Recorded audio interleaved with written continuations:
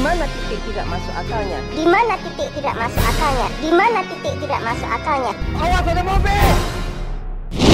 Kisah ini berawal dari seorang penjual sandal keliling bernama Tono yang ingin memperkenalkan sandal dengan akurasi demik serta durability yang kuat untuk menghantam para bocil laknat yang suka menendang pintu untuk minta aerok. Nggak dulu ya bang, lain kali aja. Namun sayangnya para mama di sana menolak karena masih belum bisa move on dari sandal peninggalan Majapahit milik mereka. Kala itu Tono yang baru aja mau menyantap roti jala mak 5 biadab. Seorang bocil cale pun tiba-tiba datang hingga membatalkan niat permukbangan Tono setelah mengaku dirinya belum makan sejak dari dalam kandungan. Kamu masih lapar kan? Udah, buat kamu. Mudah-mudahan kamu nggak jadi pengemis terus ya. Hilih, kerjaan banyak cuy, bisa jadi buruh pasar kan? Atau minimal tumbal proyek lah ya. Yang jadi pengemis itu cuman males doang, pengen cuan instan. Selesainya istirahat, si Tono kembali menawarkan para ante-ante tumbal tower ini sandal buatannya, ya meskipun tetap ditolak. Namun setelah melihat foto anaknya, si Tono jadi semakin semangat karena ada sosok bidadari kecil yang perlu diupahi sempol. Asih, doain ayah ya, supaya dagangan ayah laku. Semangat, kerja lagi buat anak istri. Tapi baru aja menawari sandal ke sebuah rumah yang pagarnya tak dikunci. Dari luar datanglah entitas terkuat di bumi ini yang langsung mengeluarkan jurus toa dari cangkemnya dengan menuduh Tono adalah maling. Alhasil Tono pun seketika langsung ditransfer ke rumah Pak RT. Kenapa nggak ke kantor polisi, Blok? Wajar dong, maling. Masya Allah. Gak usah, Pak RT, maling. Sabar bu. Untung aja maling. Habis ibunya sih maling. Pak RT tolong. Gini nih punya mulut kecepatan 1000 tenaga kuda sedangkan otak kayak sinyal indigo. Lemotnya minta ampun. Sepulangnya dari rumah Pak RT, Tono pun langsung diberi ceramah nujutsu oleh istrinya bernama Tika. Widih, katanya orang kismin. Tapi itu mata di A-less plus pakai soft lens. Dimana Tono ini tak mau mendengarkan istrinya yang menyuruhnya bekerja sebagai ojek online ketimbang jualan sandal karena uangnya udah pasti. Tapi kalian tahu apa jawaban Tono? Kayak Romo kasihan dia. Malah mikirin orang lain, lu sendiri aja nggak ada yang mikirin ciu. Mendengar itu Tika seketika ingin lokot dari kakak Tono dan pergi ke rumah maknya. Namun Tono yang mencoba memujuknya, aduh. Emang cuy wanita selalu benar. Kamu jangan pergi dong, kasihan kan Asih. Tuh kan, Mas kenapa sih? Kamu selalu aja mikirin orang lain, gak pernah mikirin perasaan aku. Asih kan anak elu juga kocak. Ini emak lagi amnesia atau gimana dah? Kala itu Tika pun langsung menumpang ojek ember yang kebetulan lewat sampai membuat Tono jadi salah tingkah dengan menutup mulutnya. Meniru kebiasaan woman kalau lagi salah tingkah ya gitu. Kenapa coba mulut harus ditutup? Mau jadi kucai Sakiona lu. Di sana ngesponlah anaknya yang baru aja selesai lomba lari bersama guru BK karena sudah berani kabur dari sekolah dengan meloncati dinding setinggi harapan orang tua kalian. Acueks. Dimana meskipun emaknya dilihat pergi menggunakan ojek, bocil ini sama sekali tak sedih selagi cuan ngalir dari ayahnya. Nah di sisi lain Tika pun mulai menceritakan keluh kesahnya ke si lampir ini yang juga seorang begundal. Karena bukannya mendamaikan anaknya, malah ngasih rekomendasi kabel casan yang baru yang lebih premium. Mendingan kamu tinggalin aja dia untuk selama-lamanya. Masih banyak kok laki-laki kaya yang mau sama kamu. Laki kalau udah kaya mah bukan elu lagi seleranya. Modal titit doang minta laki kaya. Kembali ke Tono, widih ada Nolan cuy, kijakan Nolan. Kala itu Tono pun menemui Nolan yang selama ini memproduksi sandal selebeo saingan sandal Swallow, di mana kedatangannya untuk meminta maaf karena saat berjualan sandal buatan Nolan harus hilang ketika Tono diarak oleh warga dibawa ke rumah Pak RT akibat dituduh sebagai maling. Namun tentunya si Nolan sama sekali tak marah karena ia tahu perannya di sini sebagai kakek yang baik hati, tidak pemarah dan tidak sombong. Kakek jangan berhenti bikin sendal. Dan sendal buatan kakek itu bagus, harganya murah, tapi kualitas. Nolan mah emang gitu, bisa bikin apa aja. Pokoknya Nolan itu idaman kakek buat semua orang dah. Sore harinya baru aja mau berangkat berjualan kembali, datanglah manusia berbatang spek begundal, ya panggil aja Putra, yang datang hanya untuk merosting kehidupan Tono. Kamu masih betah jualan sendal kakek? Gas masih betah lah. Dari penampilan aja udah kelihatan. Tapi rupanya ia mencoba merekrut Tono sebagai buildernya, namun tetap ditolak oleh Tono dengan alasan rejeki udah ada yang ngatur. Alasan klasik. Makasih tawarannya, Pur. Rezeki itu kan udah ada yang ngatur. Ya emang sih, tapi kalau dikasih kerjaan yang lebih meyakinkan hasilnya, kenapa enggak, Blok? Di sana kedatangan Putra selain merosting Tono, ia juga berniat membeli rumah milik Nolan. Tapi Nolan seketika menolak karena rupanya warisan rumah tersebut akan diberikan ke Tono yang pastinya membuat Tono seketika full senyum. Bisa-bisanya nggak ada hubungan darah tapi malah dapat warisan. Kakek dapat uang, kakek kan bisa beli rumah lagi. Yang lebih bagus, lebih nyaman. Jadi bilang enggak ya enggak. Buset, baru kali ini gue lihat Nolan naik darah cuy. Merasa Nolan dipaksa, Tono pun langsung mengusir Putra dari sana sebelum Nolan mengeluarkan jurus baku gediknya. Jadinya daripada kena ilmu kanuragan, Putra seketika nurut pergi dari sana sambil berbacot menggunakan mode mic clip on yang tertelan. Padahal kan komisi gede udah nunggu dari kontraktor. Malah kakek kepala batu itu gak mau jual. Di hari itu juga, Tono mulai menjual sandalnya di sekitaran Nganjuk City. Tapi beroja mendapatkan satu customer. Customer di pintu berkah mintanya giveaway mulu cuy. Mas, sandal yang buat orang laki berapaan mas? Harganya 25.000. Suami saya emang butuh banget sandal mas, tapi uang saya belum cukup. Kebiasaan minion, kalau nggak bilang nggak punya uang ya uangnya belum cukup. Hasil Tono yang diajarkan bagi-bagi giveaway oleh Nolan, ia pun langsung memberikan sandal tersebut secara cuma-cuma karena GB Pahala is number one. Asik.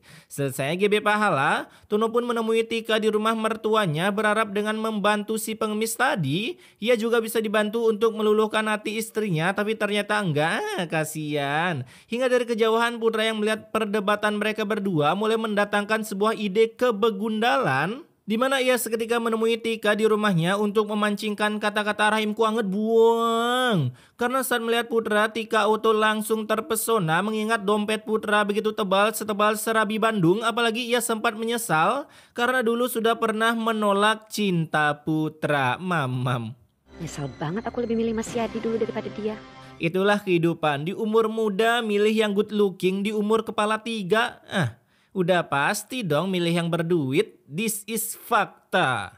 Di sana Putra pun mencoba mengajak Tika kerjasama dengan menyuruhnya membujuk Tono agar mau menjual rumah Nolan. Akibat katanya si Putra ini begitu tersaknikan dengan rumah tersebut yang pastinya ia akan mau membelinya dengan harga yang sangat mahal. Coba kamu pikir, kalau sampai rumah itu kebeli sama bos aku, kan uangnya buat kamu juga. Mendengar kata-kata uang, seketika si Tika auto full senyum karena ia pun langsung kembali ke rumah, bahkan mau menyambut Tono yang beroja pulang kerja, hingga membuat Tono ikutan full senyum mengira istrinya sudah kembali ke jalan kebenaran. Tapi aku ingin kamu menjual tanah dan rumah yang diberikan kakek tua itu.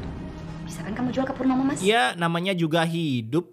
Kalau mau dibaikin harus ada feedback balik lah. Mendengar cangkem istrinya menyuruh Tono menjual rumah Nolan, tentunya si Tono langsung menolak sampai membuat Tika kesal hingga memutuskan untuk logout kembali dari rumah Tono padahal baru aja login beberapa menit. Kenapa coba nggak nunggu Nolan wasted, kan bisa langsung dijual? Nah saat sampai di rumah maknya, di sana mulailah para begundal gandul berkumpul untuk merencanakan sesuatu karena usaha memujuk Tono gagal, apalagi setelah mendengar cangkem Putra berkata seperti ini. Tapi ntar kamu mau kan nikah sama aku? Membuat otak Tika auto berpikir melebihi cara berpikir si Kamaru untuk menyusun sebuah strategi tutorial agar suami mau nurut untuk menjual warisan orang lain. Di malam yang sama, saat Nolan menurunkan ilmu pembuatan sandalnya, Tono pun mengajaknya untuk sholat bareng ke masjid, di mana kesempatan ini dipakai oleh dua begundal gandul ini untuk mendatangkan sesosok ayam maling ke rumah Nolan, sehingga saat mereka berdua balik dari masjid, surprise! Balik! Dia pun sudah melihat ayam maling sedang ingin membakar rumah, jadinya lagi-lagi usaha Putra dan Tika pun harus gagal. Namun saat balik ke rumah, Mak Tika pun auto memberikan sebuah inspirasi kebegundalan. Curi aja alat buat bikin sendalnya. Kalau mau jual rumah orang kenapa nggak di-delete aja sih Nolannya? Kasih racun kek apa kek?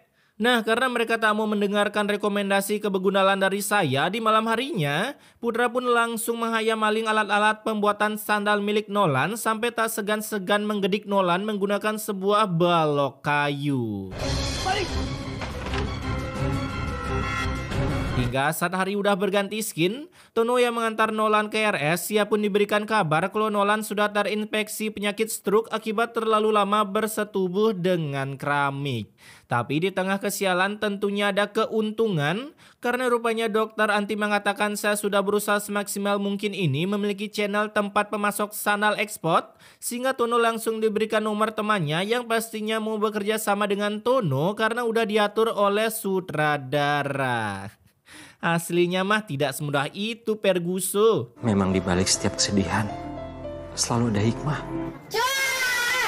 Dengar tuh guys, kata-kata bijaksana dari Tono. Nah, keesokan harinya Tono pun mulai merekrut 2 orang builder untuk membantunya membuat sandal yang jika dipakai oleh para mama menempeleng cangkem bocil, si bocil jadi auto tobat. Bahkan hanya dalam 1 hari, si Tono sudah bisa membangun sebuah gudang untuk dipakainya menyimpan bahan baku sandal yang akan diekspor menuju negara Somalia. Kenapa? Harus ada tulisan gudang, oi. Kenapa? Itu lagi, bikinnya pakai spidol atau apa dah? Kala itu dari luar ngesponlah Putra bersama ante-antenya, di mana ia langsung mengcosplay menjadi ayam maling untuk membuat konten gerbek gudang sandal buatan Tono, lalu membagi-bagi sandal itu secara cuma-cuma tanpa embel-embel kata-kata bansos. Hai. Sementara Tono yang sudah sampai di rumah, ia pun sama sekali tak punya perasaan khawatir tentang gudangnya, sampai keluarlah tutur dari Nolan yang membuat Tono seketika terbagongkan.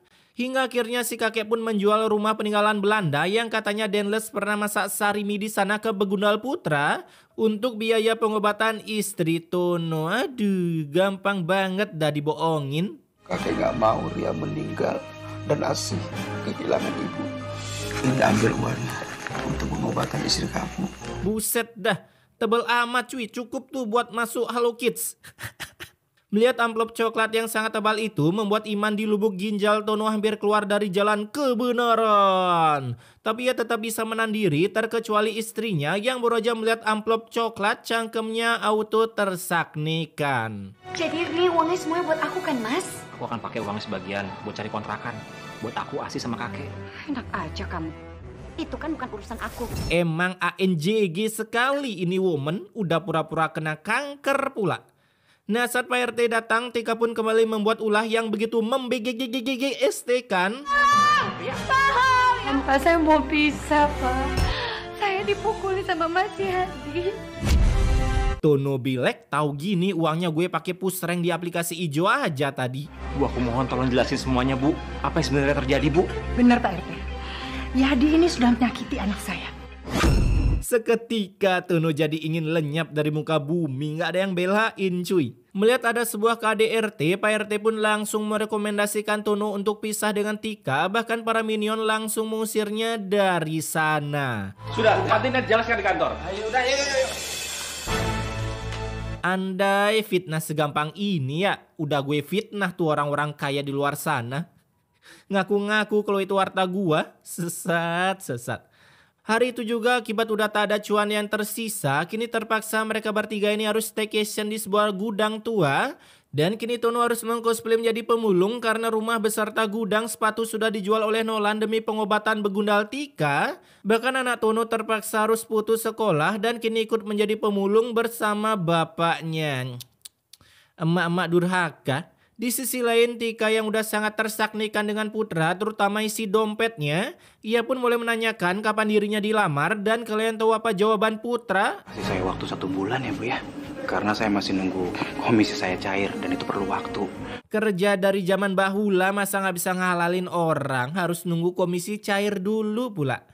Alasan klasik. Namun emaknya malahan percaya-percaya aja karena ia berharap setelah anaknya nikah dengan Sultan Putra, kehidupannya bisa di-upgrade setara dengan Sultan Qatar. Berlebihan banget dah gua. Malam harinya kondisi Tika pun tiba-tiba memburuk di mana badannya tiba-tiba lemas seperti kurang dicas. Tapi ketika Tika meminta Putra mengantarnya ke dokter, Putra pun seketika menolak karena masih ada proyek perumahan yang harus digusur untuk membuka stadion lapangan sepak bola di Nganjuk City. Hingga ia pun sempat flashback dengan Tono yang tiap sakit selalu mengantarnya ke dokter. Mas Yadi emang suami yang baik dan perhatian. Baik dan perhatian tapi nggak bisa cari uang. Ya nggak gitu juga. Itu Tono pinter nyari uang kok. Cuman ya uang yang lu mau aja beda kelas. Kemudian saat hari udah berganti skin, Tono yang membangkitkan usaha sandal penggedik cangkem para bocil, ia pun mulai menawarinya ke para emak-emak. Tidak, Bang. Ya, kalau enggak kenapa diliatin kayak orang minat, weh. Hingga si Tono yang berjualan sambil mulung saat melihat para member pemulung di markas daur ulang tak memakai sandal. Tono yang baik hati dan suka berbagi giveaway tanpa mengetik mau di kolom komentar pun langsung memberikan sandal buatannya agar kaki si bapak terhindar dari ranjau. Ya ilah, dipakailah, oi, bukan dimasukin ke karung. Aduh, minion di pintu gerbang pada kenapa dah? Mau ngapain, Om? Selesai berbagi ke pemulung yang sedikit ngelek otaknya, Tono pun menyempatkan diri untuk pulang memberikan sempol ke anaknya lalu lanjut lagi mulung. Hingga si anak yang kasihan melihat bapaknya baku gedik dengan nasib, ia pun mulai membangkitkan ilmu bisnisnya dengan diam-diam membantu bapaknya jualan di pinggir jalan. Ya udah, Ibu beli semuanya ya. Habis difoto, dipakein konten, terus diborong biar bisa bikin caption lagi berbagi sedekah nits. Kebiasaan para Wakanda. Alhasil si bocil ini yang berhasil gacor parah jualan dalam beberapa menit. Ia pun auto membuat bapaknya terbagongkan karena si bapak susah-susah jualan sampai matahari terbit dari timur menuju barat. Sedangkan anaknya modal duduk beberapa menit dagangannya sudah ludes. Tono bilek, tahu gini gue dari dulu aja suruh dia jualan. Di sisi lain, Tika yang sehabis dari dokter, ia pun dikejutkan dengan hasil pemeriksaan dari dokter detik-detik kematian. Kanker rahim. Beneran kanker rahim dong. The real omongan adalah doa. Tahu gitu, ngaku-ngaku aja punya Ferrari. Di sana emaknya pun memberikan semangat. Semangat ya nak, kamu pasti meninggal kok. Enggak. Memberi semangat kalau kemungkinan hasil dari pemeriksaan dokter ini hanyalah hoaks, apalagi menjelang pemilu.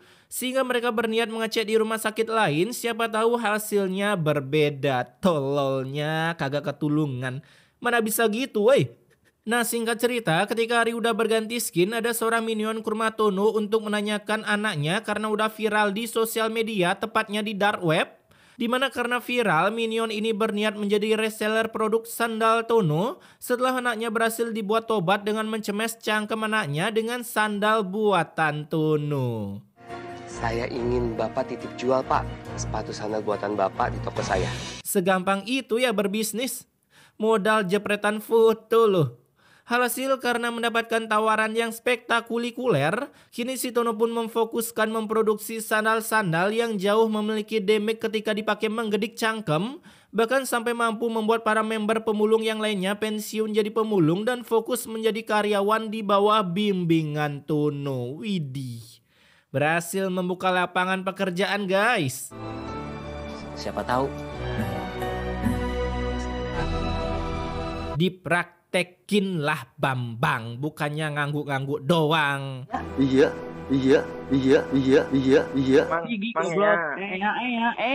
Romawi ampas.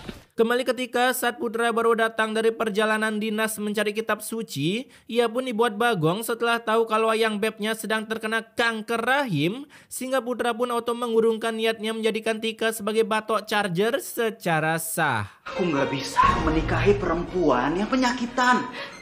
Sekarang apa gunanya aku nikahin Ria? Mantap, masih banyak cewek di luar sana ya nggak Bud? Masa orang kaya dapatnya spek begundal? Penyakitan lagi, cuaks. Kemudian beberapa hari pun berlalu, kini usaha sandal buatan Tono mulai bergejolak naik seperti rasa cintaku padamu asik. Bahkan si Tono sampai diberikan hadiah berupa gudang oleh partner kerjasamanya agar bisa memaksimalkan produksi sandal-sandalnya. Terlebih lagi baru aja beberapa bulan membangun bisnis, kini terlihat rumah Tono yang udah di-upgrade segede gaban, apalagi anaknya sudah bisa disekolahkan lagi, yang kala itu terlihat sedang mendorong kursi roda Nolan untuk dibuang ke sebuah jurang. Nolan udah gak guna soalnya. Sementara di samping itu, Tika pun mulai menjalani pengobatan sampai emaknya harus menjual rumah demi bisa mengobati anaknya yang berpenyakitan lebih. Sampai-sampai ia sekarang harus menjadi woman luntang-lantung yang tak tahu harus tinggal di mana. Mamam tuh mamam. Bu, kasihan Bu. Ibu, maaf Bu. Minimal kalau mau ngemis itu eles anaknya dilepas dulu, Bu. Mana ada gembel bentukannya kayak gini? Beruntung saat sedang menggalau di pinggir jalan dan posisi sedang kelaparan, datanglah seorang pemulung yang memberikan mereka rekomendasi. Ibu pergi aja ke rumah mewah yang di ujung sana, Bu. Ada anak konglomerat yang lagi bagi sembako sama makanan, Bu. Asik, anak konglomerat nggak tuh? Hasil saat datang ke sana, dua begunal ini auto terbagongkan. Melihat Tono kini yang udah sukses sedang berbagi-bagi giveaway bersama The Legend of Nolan, di mana mereka pun akhirnya mengungkapkan kesalahan-kesalahan mereka karena daripada jadi woman luntang-lantung, lebih baik mengaku salah agar bisa ditampung di rumah Sultan milik Tono. Ya, bener nggak tuh? Maafkan, saya yakin Ibu udah banyak salah dan dosa sama kalian. Ibu udah gak pantas lagi mendapatkan kebaikan dan kasih sayang kalian. Aku sama Asi udah maafin kalian kok. Lalu film ini pun ditutup dengan kembalinya keluarga mereka lengkap tanpa sifat kebegunalannya, karena sifat kebegunalan tak akan muncul jika sudah memiliki suami spek konglomerat. Ya iyalah, minta apa tinggal gesek kartu. Semudah itu cuy, konglomerat lo dalam waktu beberapa bulan. Raffi Ahmad auto ketar-ketir lihat ini.